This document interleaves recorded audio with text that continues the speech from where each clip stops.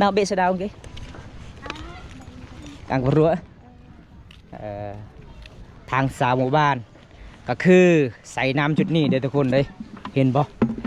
เวลาตักน้ำกินก็คือไปตักน้ำสาง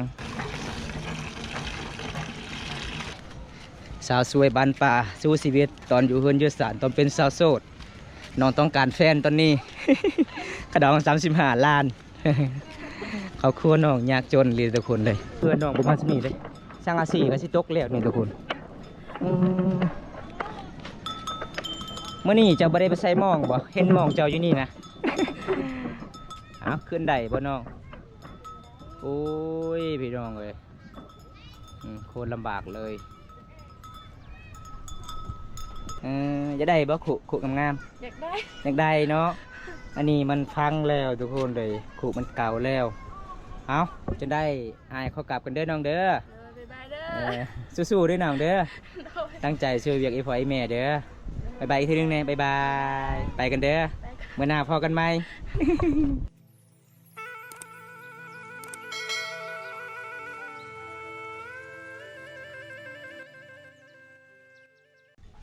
เอาทักทายสบายดีทุกคนสบายดีบรรยากาศยามตอนเช้าทุกคนเลยมื้อนี้บำตากะสิเลาะชนบทต่อทุกคนเลยสิลุยผู้เดียวมื้อนี้พี่น้องมื้อนี้ระยะการเดินทางคนละพี่น้องสิออกจากเขตชนบทนอกที่สุดกลับตัวเมืองน้องเฮาพี่น้องเอ้ยจะได้กลับไปติดตามชมกันละพี่น้องอันนี้ก็ระยะการเดินทางบำตากะอัปเดตเลยพี่น้องเพราะว่า FC หลายๆคนบอกเข้าใจว่าบำตาเกี่ยวกับไปถ่ายคลิปส่วนใหญ่ทำคอนเทนต์เอาเส้นทางพี่น้องก็คือสิ่งทางหมู่บ้านที่บำตาแต่ละเทือไปถ่ายคลิปก็คือมีแต่เส้นทางโหดเลยทุกคนเลยเป็นดินแดงเบิร์ดพี่น้องตามมันดอกมันหน้าหมู่บ้านที่อยู่ตามป่าตามดงพี่น้องติดกับติดภูเขาจะได้กับทำชมกันพี่น้อง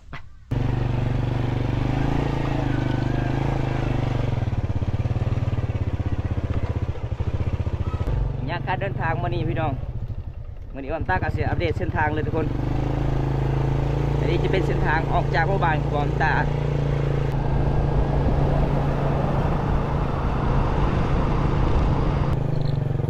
บ้านเขาเจ้ากำลังมาที่เมืองทุกคนเขาจะมาขายน้ำมัน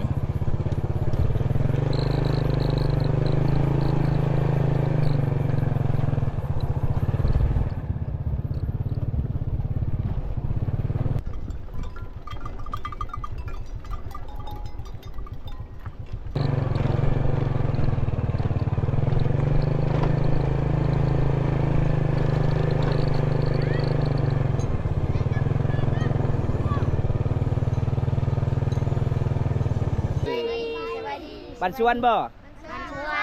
ผมเปิดเด้อบ่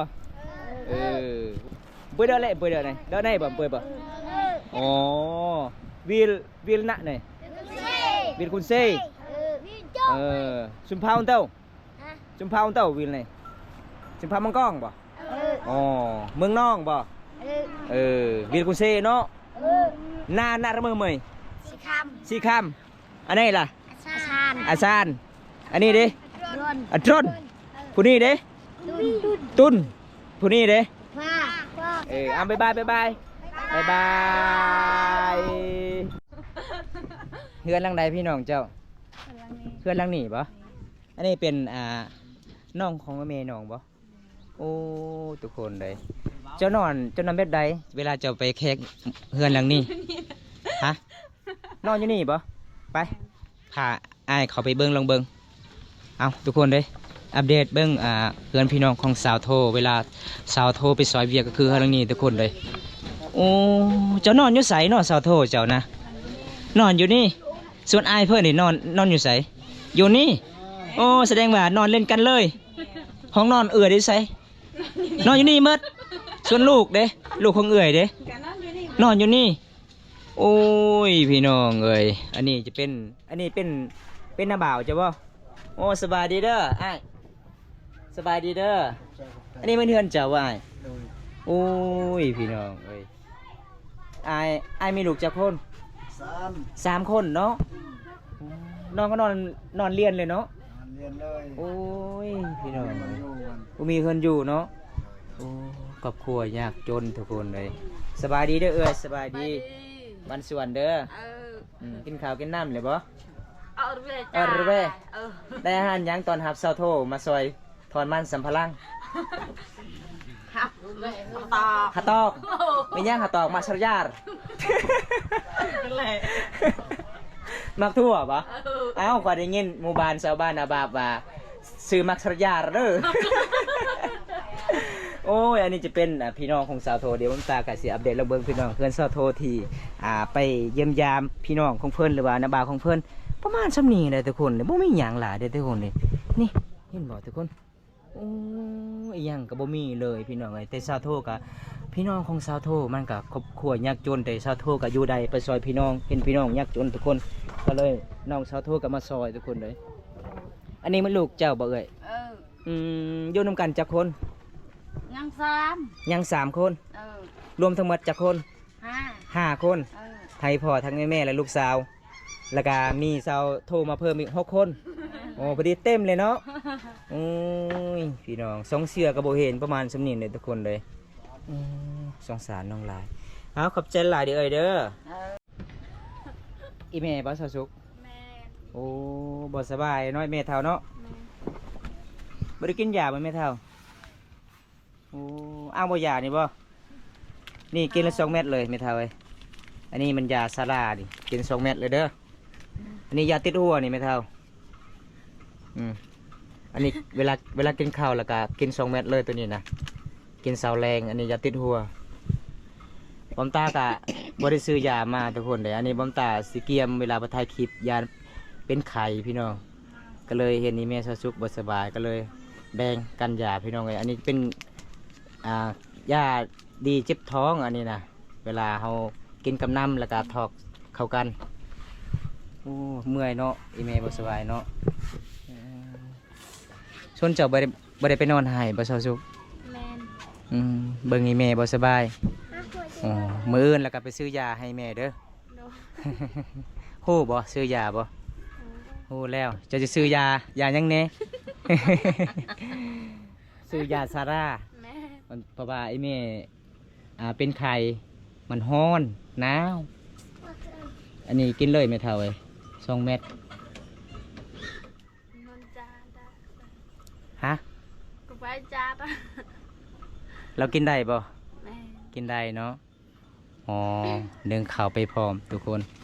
จะเป็นบ้านของสาวสุกกับประมาณซ้ำนี่เด้อทุกคนเลยอันนี้แม่เพิ่นบ่สบายนี่อยู่ทางพุ่นจะเป็นห้องนอนน้องประห่มประมาณซ้ำนี่บ่สาวสุกโอ้พี่น้องเลยข้าเจ้ากาสีมาแบบนี้เลยทุกคนอันนี้คือสำหรับศาสตร์คันแขกมาเยี่ยมยามข้าเจ้าก็ต้องปูพี่น้องคันแขกบ่มาข้าเจ้าก็ต้องเอาไว้อยู่ทางเถิงทุกคนเลย เจ้ามีแต่เอาหลานเนาะไม่เท่าเนาะเฮ็ดเวียกกับบ่ได้มันเท่าเลยเด้ทุกคนส่วนลายหมู่บ้านนี้ก็เจ้าเฮ็ดให้อยู่ผู้เนาะไม่เท่านอนผู้เลยเวลามือเฮือมือซานนี่อองเข้ามือน้ำโอ้โอ้บ่มียาดีไอเป็นไอเนี่ยทุกคนจังนาทีจึงสุกเขาเจ้าสาวสุกบ่ฮู้ตอนเช้าแมนพอใด1เขาตอนแหลงได้เจ้า ส่วนเฮือนน้องกะบ่มีหมู่บ่แต่เขาเจ้าไปเลี้ยงอยู่ผู้เบิดเฮ็ดเฮือนอีกบ่อยู่ผู้นะโอ้พี่น้องเวลาเฮ็ดให้เฮ็ดส่วนก็คือต้องเฮ็ดกระท่อมไปนำพี่น้องเอ้ยแล้วก็เลี้ยงเป็ดบ่แม่นเลี้ยงเป็ดเลี้ยงไก่เลี้ยงหมูเนาะอยู่ผู้เลยโอ้ยพี่น้องดำรงชีวิตไปเดิมพี่น้องเฮ็ดนี่โอ้มักสลีเจ้าหลายเนาะปีนี้เจ้าได้หลายบ่มักสลีบ่อันนี้สำหรับเจ้าก็สิมาปลูกปีหน้าอีกเวลาเฮ็ดให้เฮ็ดสวนก็ปลูกอันนี้เนาะอ๋อเอาพี่น้องเอ้ยได้พอน้องครั้งแรกๆก็ได้เห็นครอบครัวน้องอยากโจรในรีทุกคนสงสารน้องลายเลยทุกคนอีเมเพื่อนกับบริมีอยากกินเลยบอมตาซื้อมาก็คือเรือติยาบอมตาเกียมโตไว้มีแต่ซาร่ากับยาติดหัวพี่น้องยาดีไอบ่มีทุกคนมันเบิดแล้วพี่น้องเลยเอาไหมเจ้าไม่ได้ช่วยเขาเอาให้เล่าช่วยไหมเท่าอยู่เฮือนน้องนี่บ่มีไฟฟ้าทุกคนเฮือนน้องก็คือต่อไฟฟ้านำเฮือนข้าเจ้าพี่น้องโทรทัศน์ทีวีกับบ่มีเลยทุกคนเลย โอ้พี่น้องเป็นครอบครัวยากจนทุกคนแต่น้องก็สู้ชีวิตน่าฮักหลายน้องบ่ขี้คุยพี่น้องเอ้ยอืมอันนี้ข้าวไหม้เนาะนี่เนาะ แม่ ข้าวให้ข้าวไหม้ทุกคน เจ้าไปตักเลยบ่นำกินเจ้าไปตักแล้วยัง ตังเนื้อเป็นมันหมด หมดแล้วบ่ได้ไปตักบ่จังหน่อยนี่นะไปยังคือบ่ได้ไปตัก ไม่อยากย่าง บ่อยากย่างเอารถไปรถหน้า ใกล้หรือบ่ โอใกล้ บ่ไกลโอ้รถอายก็มีไปตักรถเดี๋ยวมื้ออื่นกะมันก็เมื่อยหลายคนมาไปตักน้ำ ไม่อยากลือที่จะรู้ สงสารน้องลาเดี๋ยวทุกคนเลยน้องว่าน้ำกระเบิดแล้ว อยากไปตักมันก็ไกลอีกมันสิคำอีกทุกคน เวลาจะไปเบิ้งโทรทัศน์นี่ไปเบิ้งเฮือนหมู่บ่ แม่ อ๋อตั้งแต่น้องเกิดมานี่เฮือนน้องนี่บ่มีโทรทัศน์เลยคันไปเบิ้งทีวีนี่มีแต่เขาไปลงไปเบิ้งอยู่เฮือนหมู่ แม่ อยู่เฮือนเจ้าก็นอนผู้เดียวเนาะ แม่ บ่มีหมู่ไปนอนน้ำเพราะว่าเฮาครอบครัวยากจนบ่น้องบ่มีไผอยากไปนอนน้ำ มูเม็ดอะมี อ๋อ อยากนอน เขามีเฮือนใหญ่เนาะ แม่ มีเฮือนแปดเบิดกระเจ้าก็เลยว่าอยากนอนน้ำนองทุกคน นี่น้องก็สิช่วยเขาบริการยามแรงส่วนนี้แม่เพื่อนบ่สบาย ส่วนนี้แม่พูดที่นึงกะเอาหล้านอีกอีพ่อของเพิ่นมีเมีย2 คนทุกคน เมียผู้ที่นึงกับบ่ได้ลูกก็เลยเอาเมียผู้ที่สองก็คืออีแม่ของสาวสุขทุกคน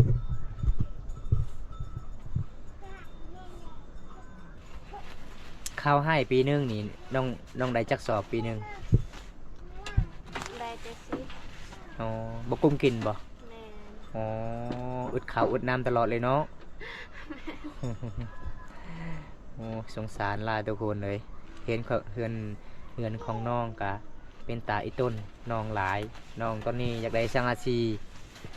อยากเฮ็ดเฮือนใหม่ทุกคนเลยบ่มีสังกะสีเพราะว่าเฮือนทางนี้กันเขาเจ้ามุงหญ้าคามันก็สิพังมันก็สิเพมันแล้วพี่น้อง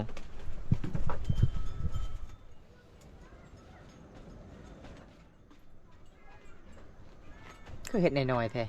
ร้านเจ้าบ่ แม่ เออร้านนี่ต่างหากอีก เรียกกินน้ำกัน ว่าอยากกินน้ำกันอีก แม่ ชวนเจ้าเด้กินน้ำกัน น้ำกัน เออปลาติกข่าวคือใหญ่แท้อยู่ทางเทิงเจ้านะ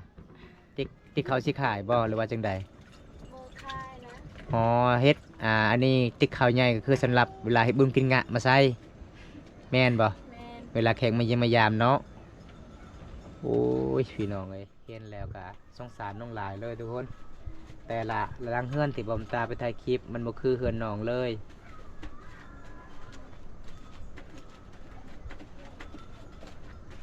เจ้ามีหลาน3 คนบ่ ซ้ 3 คน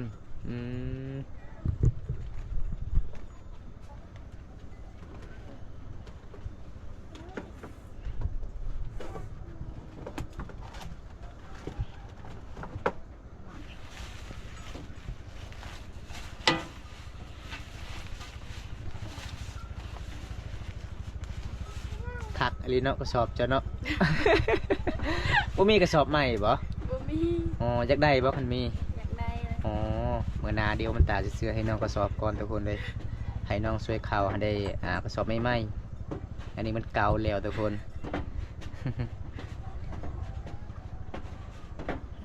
ส่วนน้องกับอีเมก็คือเอาไว้ติ๊กเดียวเลยเนาะกินน้ำกันเฮ็ดจังใดพี่น้องเอ้ยชีวิตเฮาเกิดเลือกบ่ได้ทุกคน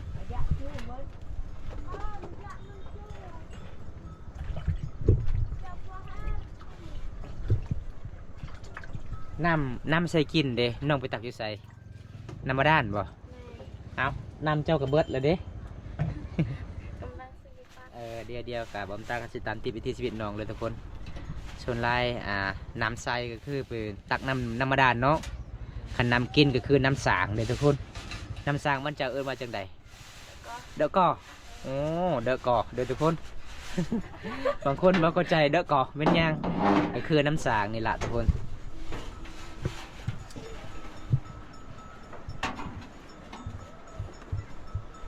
เอาไว้อยู่นั่นเลยเนาะเอานี่ละวิถีชีวิตสาวลาวผ่ามังกรเอาตอนนี้น้องกะสิไปตักน้ำอันนี้มันเป็นขุนั่นนี่เนาะอันนี้จะเป็นน้ำกระเจ้าทาสีเนาะถ้วยมันขุได้หน่อยเป็นยังไงกระเทินบ่ตักบ่ตักแล้วเอาใส่เบ็ดเดียวมันก็เบิดเอาน้องกะสี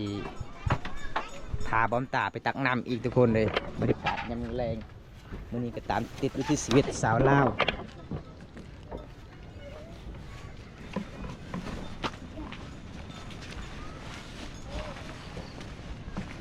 น่าเลยจิเกรงอีกไหม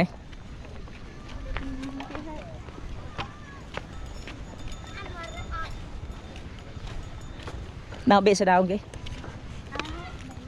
กางกรัวน้ำมันนี่บ่อ๋อเอาน้องกะสีตักน้ำละพี่น้องน้ำบาดาลทางสาวหมู่บ้านก็คือใส่น้ำจุดนี้เด้อทุกคนเลยเห็นบ่เวลาตักน้ำกินก็คือไปตักน้ำสางภาษาบ้านน้องเอิญว่าน้ำเกาะน้ำกอก น้ำก้อบ่เด้อก้อเด้อก้อหมู่บ้านน้องกับบุมีน้ำประปาเด้อทุกคนก็เลยเขาเจ้ากะเอาน้ำมาดานในทั้งสามหมู่บ้านมีแต่จุดเดียวน้ำมาดานเบิ้งเฮือนเขาเจ้าทุกคนเป็นแบบเดิมๆเลยพี่น้องบางคนก็มีเฮือนใหญ่บางคนก็มีเฮือนน้อยส่วนเฮือนข้างนอกพุ่นทุกคนเลยอันนี้ก็คือไฟฟ้าน้องกับมาต่อแต่เฮือนเขาเจ้าได้เห็นบ่สายนี่ทุกคนทางพุ่นก็จะเป็นทางสามหมู่บ้านเขาเจ้าไปอาบน้ำ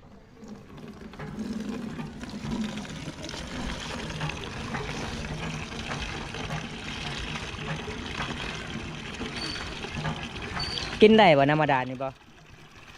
กินได้แต่บ่แซ่บอ๋อ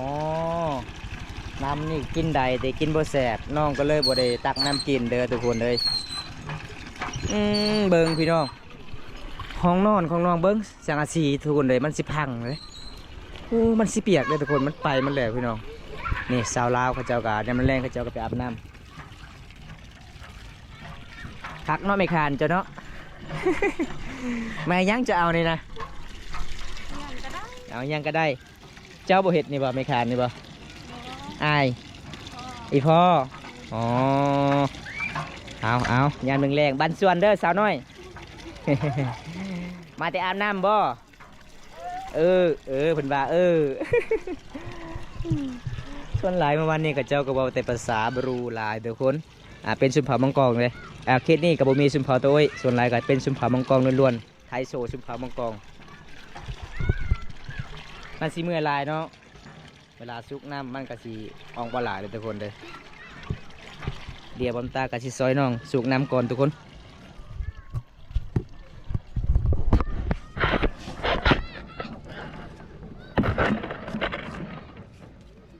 มาอาจิซอยเจ้า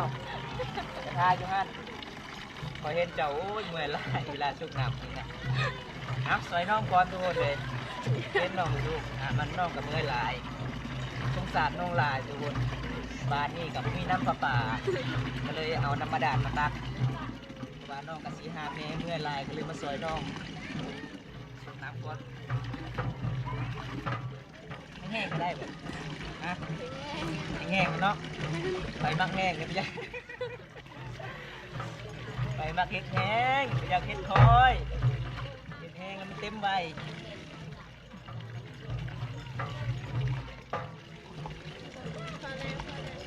คอยนะมันแตกเลยบ่เอายกไว้อยู่บ่เบิ้งขู่ของน้องทุกคนทางนี่มันบริเต็มทางนั้นมันเต็มเพราะว่าขู่ของน้องมันสีแตกเบิดก็เลยยานน้ำมันออกเบิดทุกคนเลย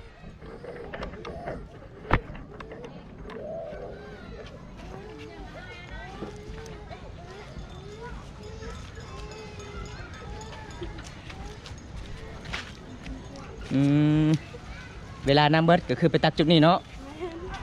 เอาทุกคนดีละวิถีชีวิตสาวลาวฝ่ามังกรทุกคนเลย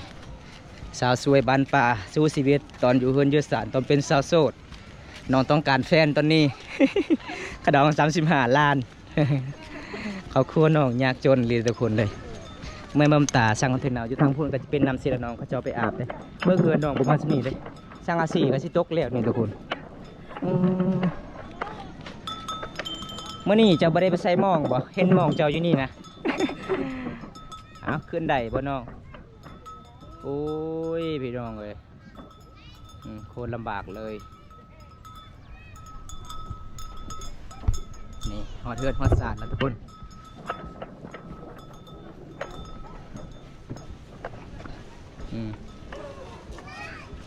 แลแล้วเนาะอ๋อเอานี่ละเทือนสารบ้านซ่องสาวสุขคุณสวยเด้อทุกคน